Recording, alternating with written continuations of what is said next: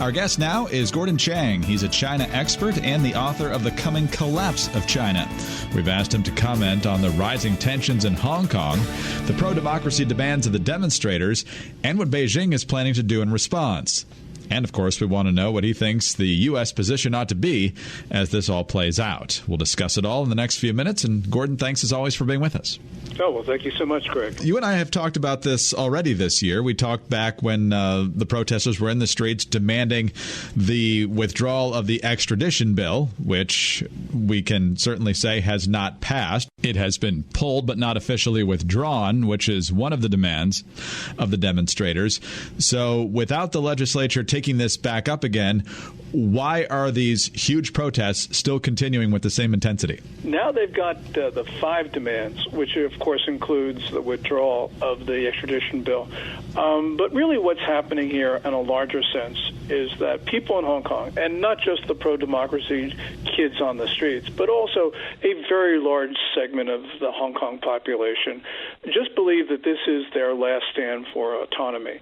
And that's why we don't hear very much carping about the violent tactics of the kids, because most people in Hong Kong, and we're talking 2/3, maybe 3/4 of the people, are focusing more on the brutal tactics of the police, the intransigence of Carrie Lam, the Hong Kong chief executive, the top political officer, and also Beijing's encroachment on their way of life. So this is a society struggle against China. And the Hong Kong police now that we've seen in recent weeks, more recently certainly, the response has not been as peaceful, and in some cases the protesters have not been as peaceful. Who exactly are the Hong Kong police answering to right now? I don't think they're answering to the Hong Kong Commissioner of Police. I think that essentially we're seeing Beijing dictate what's going on. And there have been some very interesting videos recently. One of them from about a week ago shows a Hong Kong riot officer. And he's obviously from Hong Kong because he speaks colloquial Cantonese. But then he turns to other riot troops next to him, and he starts speaking to them in Mandarin. And one Hong Kong police officer would not speak in Mandarin to colleagues. And then the Hong Kong riot officer addresses his fellows with the word comrade. So this follows also some videos which are on YouTube, which show people in Hong Kong police uniforms who, first of all, can't show their Hong Kong police identity cards and who obviously don't understand Cantonese in a Cantonese-speaking city. All of this suggests that China has put in its either People's Armed Police or maybe even People's Liberation Army personnel into Hong Kong streets wearing Hong Kong police officer garb. What's your assessment, Gordon, of how Xi Jinping and his regime have addressed the protests to date? And I know it's changing, as we just discussed. And what do you see as their plan going forward? Yeah, Xi Jinping has taken a hard line. Before he became General Secretary of the Communist Party in 2012, he actually had the Hong Kong portfolio on the Politburo Standing Committee, which is the highest decision-making body in the Communist Party and therefore in China itself. He no longer has that portfolio, but the policies that are being implemented today are his policies. And he's obviously not making concessions that are going to please people in Hong Kong. So Carrie Lam, the chief executive, has been giving a series of press conferences which are just tone deaf if you think that she is trying to placate Hong Kong people. But she probably doesn't care, because what she's doing is addressing an audience of one.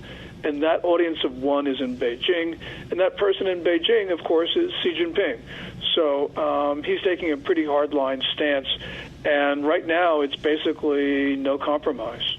How do you expect this to go from here? Do you expect more mass protests and more police clashing with the demonstrators? Or is this going to take on a different element now? Yeah, I think we'll see more clashes. The protesters are very interesting. They have taken the advice of Bruce Lee, the martial arts a film expert, and they say, be like water. which is what Bruce Lee said. Well, these guys are like water. So, for instance, a couple days ago, when they occupied the Hong Kong airport terminal, and then Beijing said their activities were like terrorism.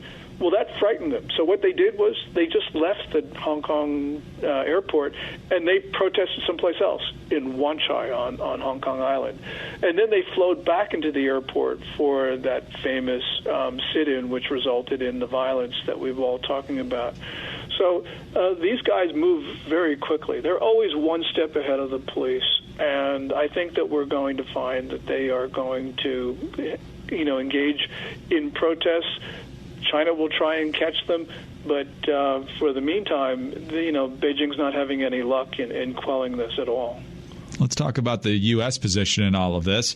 On Tuesday, President Trump was asked about this issue, and his comment was, quote, "The Hong Kong thing is a very tough situation. Very tough. We'll see what happens. But I'm sure it will work out. I hope it works out for everybody, including China, by the way."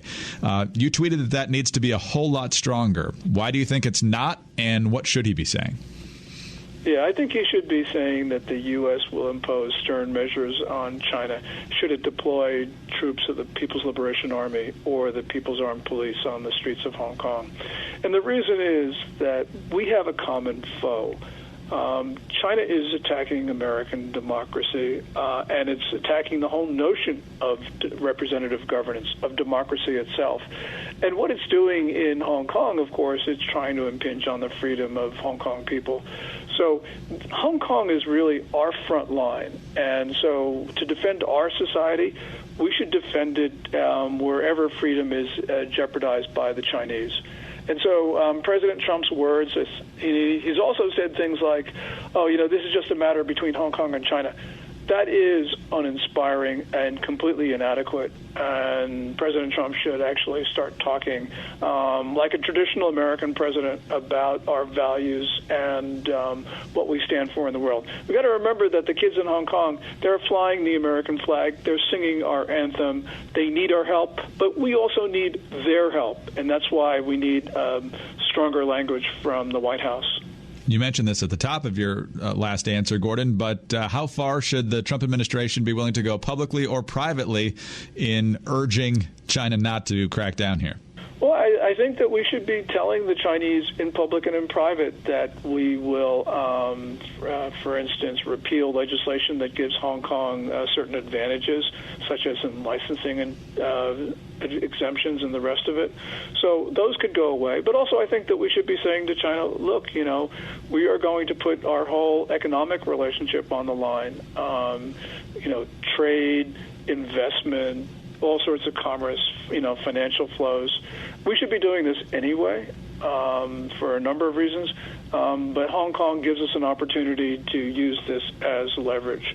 And I think that if the president were to make a statement which was more traditional, then I think the Chinese would back off because they realize that they can't take on the United States across the board at this particular time. So we should be defending ourselves because that would be effective. And I think all the president would need to do would be just to get behind his desk in the Oval Office and tell the Chinese that they stop here. We're talking with Gordon Chang, East Asia policy expert and author of The Coming Collapse of China. Gordon, I'm not suggesting it would be imminent, but if the United States doesn't take a stronger position here, could Hong Kong in some way be a dress rehearsal for Taiwan? Well, Xi Jinping obviously was thinking along that line, and there is a relationship between the two because before the large-scale protests started in the middle of June, pro-independence forces on Taiwan were really on the back foot.